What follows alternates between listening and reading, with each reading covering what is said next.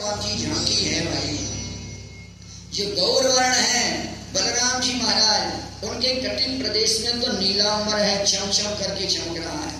और जो श्यामांग है भगवान श्री कृष्ण, उनके कटिन प्रदेश में पीतांबर है, चमचम करके चमक रहा है। सिर पर मयूर पिच्छ है, पसीना की बूंदें हैं और कुछ क्रोध में आकर के रत्नारे अनियारे लाल लाल आंखें हैं महाराज, डोरा परे हैं, आगे की ओर बढ़ते हुए चले जा रहे हैं।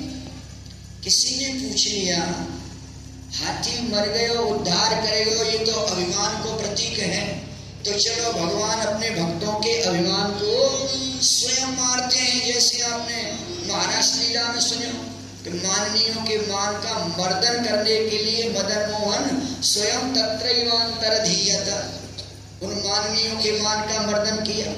पर यहाँ जब हाथी रूपी अभिमान को तो मार दिया, पर दांत क्यों उखाड़े? दंत मुत्पाट्य, दांतों को उखाड़ने का क्या प्रयोजन है? बोले ये दिखावा है, दिखावा। जो भक्त दिखावा ज्यादा करते हैं, जीवन में वास्तविकता कम रहती है, तो नारायण उस दिखावा का पर्दाफाश हमारे भगवान ही करते हैं। कोई कितना भी ढक ले नारायण, उगरे अंत न होए निवाहु, काल नेमि झिमि रावण राहु। ऐसे ऐसे उदाहरण है महाराज। इसलिए इन दांतों को, इस दिखावटी बनावटी सजावटी पने को भगवान एक दिन इसका पर्दाफाश करते ही करते हैं। इस कथानक का यही आशय है। अब तो गए महाराज, अंदर जा रहे हैं।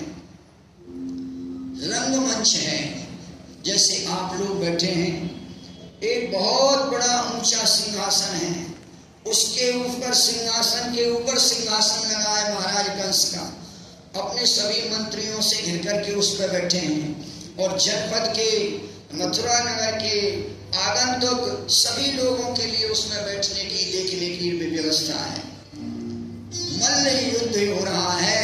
जैसे ही कृष्ण और बलराम ने प्रवेश किया, पूर्व योजना के अनुसार नारायण अब तो पकड़ लिए, पर प्रवेश करते समय देखो नारायण, चाहे भगवान श्री राम रंगशाला में प्रवेश करें और चाहे भगवान श्री कृष्ण प्रवेश करें, प्रवेश करने का अंदाज तो देखिए महाराज, कैसी छटा है। भगवान जैसे मतवाला हाथी नारायण प्रवेश झूम झूम करके चलता है ना, ये दोनों भाई प्रवेश कर रहे हैं।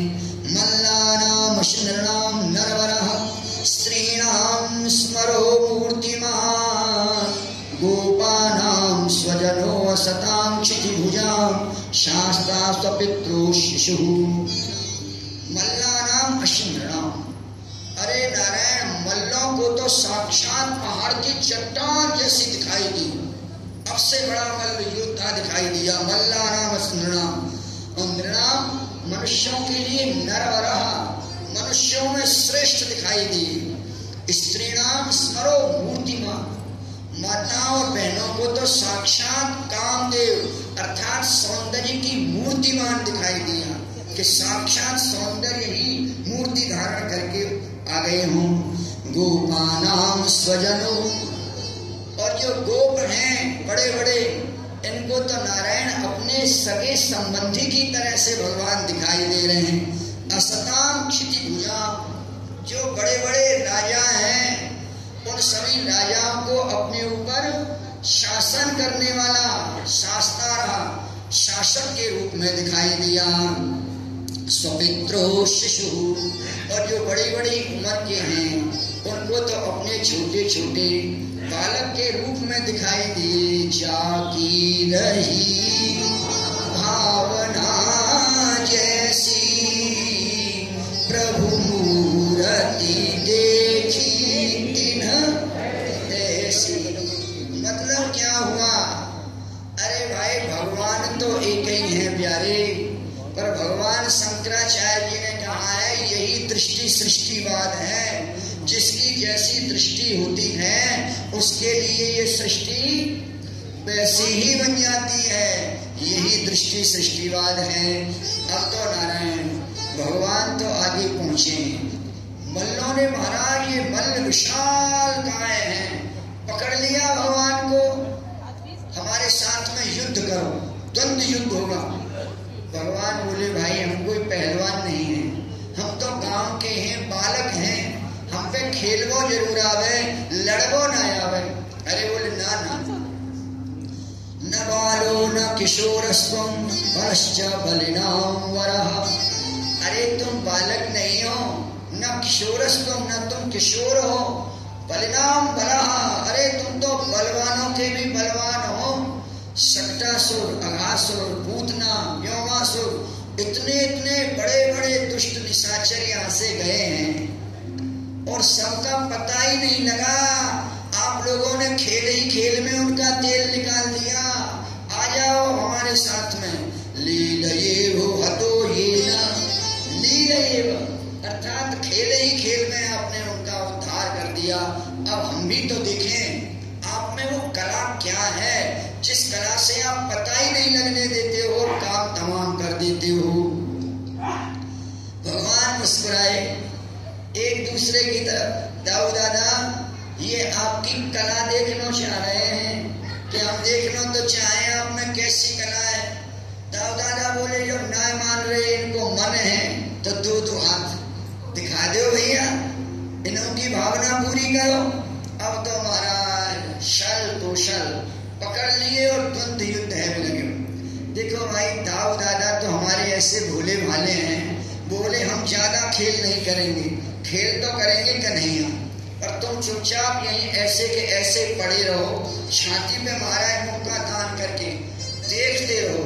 कन्हैया ने यदि छोड़ दिया तो हम तुम्हें भी छोड़ देंगे, और कन्हैया ने यदि कुछ आगे की क्रिया कर दी तो अंत्य क्रिया तुम्हारी भी हो जाएगी महाराज।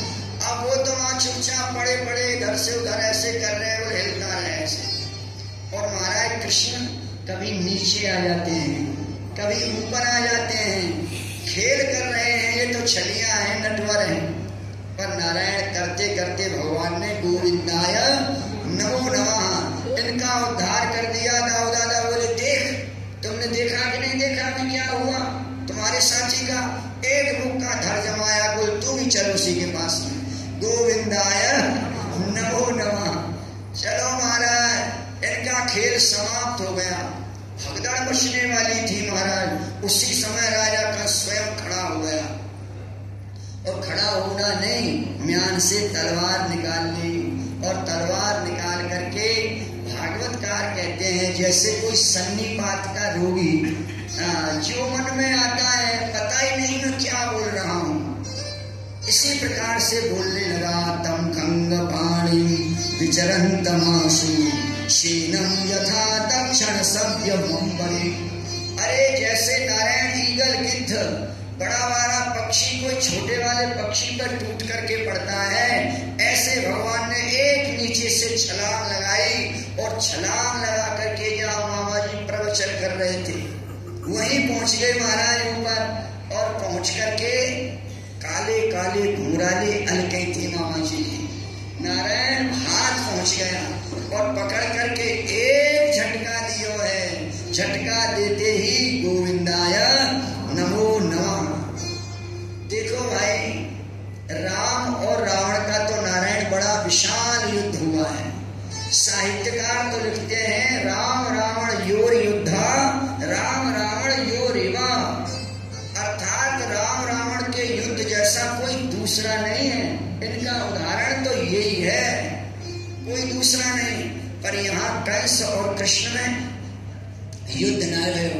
क्यों कि महाराज ये आया कृष्ण, ये आया कृष्ण, खाते पीते सोते जगते कृष्ण ही कृष्ण, कृष्ण ही कृष्ण। महाराज कंस की तो भक्ति इतनी पुष्ट हो गई, एक क्षण के लिए श्वास लेते हैं ना, श्वास श्वास में कृष्ण का चिंतन, वैर भाव से इन्होंने भक्ति की महाराज, तो भगवान ने तत्काल ही इसका उद्धार कर दिया।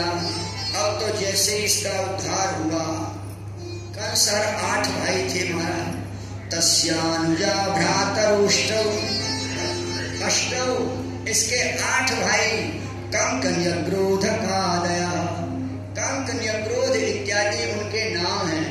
वो सब एक साथ कृष्ण बलराम के ऊपर टूट पड़े। भगवान बोले भैया प्रसाद तुम भी ले जाओ। उन सब का भी